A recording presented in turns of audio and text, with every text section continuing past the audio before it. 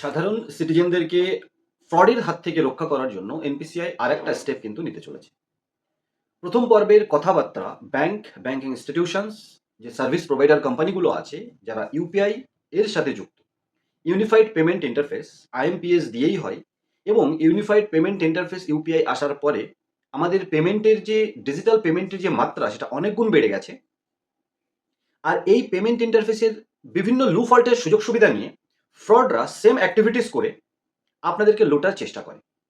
সেটার থেকে রক্ষা করতে ইউপিআইয়ের একটা পার্টকে বন্ধ করতে চলেছে এনপিসিআই, এবং বন্ধ করাটা ম্যাক্সিমাম মানুষের জন্য সুখকর হতে চলেছে। কি সেই পার্ট, কি সেই ট্রানজাকশন? দেখুন, ট্রানজাকশন করার সময় পুল আর পুশ এই দুটো কথা আমরা কিন্তু জানি, অনেক ট্রানজাকশনের ক্ষেত্রে অ্যাপ্লিকেবল, ইউপিআই এর ক্ষেত্রেও।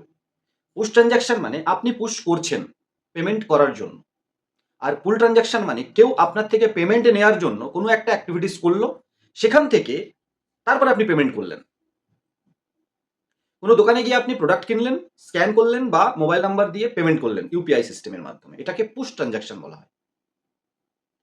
বিভিন্ন সময় বিভিন্ন টার্মস, বিভিন্ন শব্দ ইউজ হয়। আর পুল ট্রানজাকশন মানে ওই দোকানে আপনি গেলেন, আর ওই দোকানের বা ওই ব্যবসার কোনো নিজস্ব অ্যাপ্লিকেশন আছে, নিজস্ব মানে থার্ড পার্টি হোক, ফোনপে, গুগল পে, পেটিএম এর মতো বা অন্য কোনো কোম্পানি, যেখান থেকে ইউপিআই পেমেন্ট নেওয়ার জন্য লিঙ্ক জেনারেট করা যেতে পারে। আপনার মোবাইল নাম্বার চাইলো, লিঙ্ক জেনারেট করে সেন্ড করে দিল সিস্টেমের মাধ্যমে, হোয়াটসঅ্যাপে হতে পারে, মেসেজে হতে পারে। একটা মেসেজ এলো যার মধ্যে একটা লিঙ্ক আছে, ক্লিক করলে অ্যামাউন্টটা ফিক্সড লিখে দিয়েছে ওই ব্যবসাদার, আপনি ইউপিআই পিন দিয়ে পেমেন্টটা করে দিলেন। এই পুল ট্রানজাকশন। পুল মানে আগের থেকে একজন অ্যাক্টিভিটিস করলো, আপনি আপনার পেমেন্টটা টানার চেষ্টা করলো। যেহেতু লিগাল পেমেন্ট, এটা কোনো অসুবিধা ছিল না, কিন্তু এক্ষেত্রে বিভিন্ন বাহানা করে, সরকারি প্রাইভেট কোম্পানির বাহানা করে বিভিন্ন ফ্রডস্টাররা ফোন করে মোটিভেট করে বা ডাইরেক্ট মেসেজ করে লোভ দিয়ে লটারি খেলার কথা বলে, প্যান কার্ড, আধার কার্ড, ইকেওয়াইসি করার কথা বলে ব্যাংকের তরফ থেকে, মানে এই টাইপের ফ্রড মেসেজ দিয়ে তার মধ্যে লিঙ্ক পাঠিয়ে, লিঙ্কে ক্লিক করলেই একদম সমস্ত লোগো টোগো চলে আসছে। ঠিক আছে, এরকম মেসেজ করে লিঙ্ক পাঠিয়ে পুল ট্রানজাকশন, পয়সা নেওয়ার চেষ্টা, প্রচুর ফ্রড হয়েছে। শুধু চেষ্টা নয়, প্রচুর ফ্রড হয়েছে। যতটা না ফ্রড হয়েছে, আপনি নিজে থেকে পেমেন্ট করলে সেখানে ফ্রডের চান্স অনেক কমে যায়। কিন্তু কেউ আপনাকে কোনো ডিপার্টমেন্টের থেকে মেসেজ করলো আপনাকে ভুলিয়ে ভালিয়ে, আর পুল ট্রানজাকশন যেটাকে লিঙ্ক পাঠিয়ে করা হয়, অ্যামাউন্টটা ফিক্স থাকে, সেই ট্রানজাকশনটা কিন্তু বন্ধ করতে চলেছে।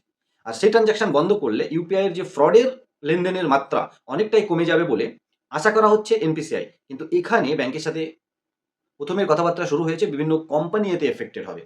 অনেক কোম্পানি এই লিঙ্ক শেয়ার করার সিস্টেমটাকেই তাদের ইউপিএস বলে ধরে রাখে। অ্যাপ্লিকেশন নিয়ে গিয়ে প্রথমেই বলে আপনি আপনার ডেটা, আপনি আপনার জিনিস এখানে লিস্ট করুন, এবং কাস্টমারের মোবাইল নাম্বার নিয়ে আপনার অ্যামাউন্ট লিঙ্ক ক্রিয়েট করে আপনি পেমেন্ট নিতে পারবেন। যেটা একদম খারাপ ছিল না, কিন্তু এই পুল ট্রানজাকশনের লুফল্ট খুঁজে এটাকে হাতিয়ার করে ফ্রডরা আপনাদের ঠকাচ্ছিল। তা এনপিসিআই এর স্টেপটা ভালো হবে না মন্দ হবে, কমেন্ট সেকশনে অবশ্যই বলবেন। আশা করব এই ছোট্ট ইনফরমেশনটা ছোট্ট ভিডিওর মাধ্যমে আপনাদের আমরা দেওয়ার চেষ্টা করলাম, আপনাদের ভালো লাগলো। স্কিপ না করেই হয়তো ভিডিওটা দেখেছেন। ভালো লাগলে লাইক, শেয়ার আর কমেন্ট করতে ভুলবেন না। নতুন একটা ভিডিও নিয়ে খুব তাড়াতাড়ি, ততক্ষণ সবাই ভালো থাকুন, সুস্থ থাকুন, আর প্রথমবার আমাদের চ্যানেলে এলে সাবস্ক্রাইব করে পাশে থাকুন, কারণ IND tech zone YouTube channel সবসময় আপনাদের সাথে আছে, পাশে আছে।